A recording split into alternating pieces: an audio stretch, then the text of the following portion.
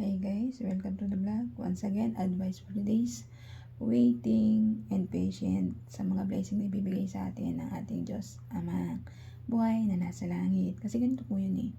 Kapag isang tao marunong maghintay, marunong maghabaan ng pasyensya at pangunawa nito, ay tsak na tsak meron kang blessing na matatanggap sa ating Diyos Amang buhay na nasa langit. Example po niyan si Abraham na sa Bible po yan.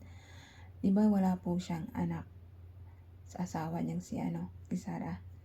So, kahit matanda na sila, hindi siya sumuko si Abraham sa pananalig at pananampalataya sa ating Diyos Ama na isang araw kahit matanda na sila, hindi sila nawawala na pag-asa para sa magkaanak ni Sarah. Ganun po yun. Kahit ayun ang inspiration ko si Abraham kahit matanda na naghihintay pa rin, hindi siya nawawala ng pag-asa na isang araw na bibigyan pa rin siya ng Diyos Ama ng anak. Ayun, nagkatotoo nga po, di ba nagkaroon siya ng anak na kalimutan ko na yung pangalan. Basta binigyan siya ng anak nun.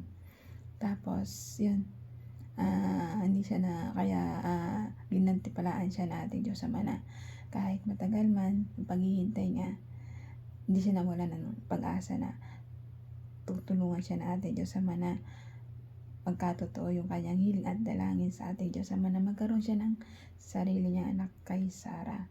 Kahit magkaroon man siya ng anak sa ibang babae, pero ayun pa rin yung nag-iisa niyang anak.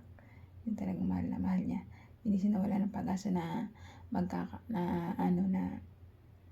hindi siya magkakanak si Sarah, yung asawa niya. Kaya tinupad yun ng Diyos Ama, diba? Kahit dumami pa yung anak niya, diba? Sabi ng Diyos Ama sa kanya na bibigyan kita ng marami mong lahi na sindami ng bituin sa langit. Nagkatotoo po yun, diba? Kaya tayo mga anak niya, ni Abraham, tayo po yun. Kaya ikaw, kapag nananalangin ka at naghihintay ka na matupad ng Diyos yung panalang at dalangin sa Kanya, maghintay ka lang, habaan pasyensya mo, pangunawa mo dahil si Abraham nga nakaya niya yung ganun. Hindi siya bumitaw ng pananalig, pananampalataya sa ating Diyos Ama na matutupad yun na dalangin niya na magkaroon siya ng anak. Tinupad yun na ating Diyos Ama. Kaya ako kahit matagal man yung blessing, hinihintay ko, hindi ako nabitaw na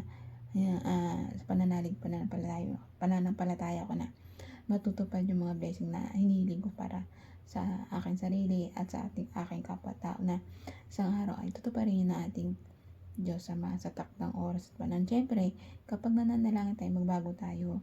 Huwag na tayong gumawa ng mga maling gawa na alam natin na hindi maganda sa mata natin, Diyos Ama. Magpakabuti, gumawa lang po ng mga mabubuting gawa dito sa ibabaw ng mundo. Kaya ikaw, magbago ka na, magsisi ka na sa lahat ng nagawa mong kasalanan at talikuran na to at magbalik loob sa ating Amang nasa langit. Kaya hanggang dito na lang ang advice. Ingat po tayong lahat. And God bless.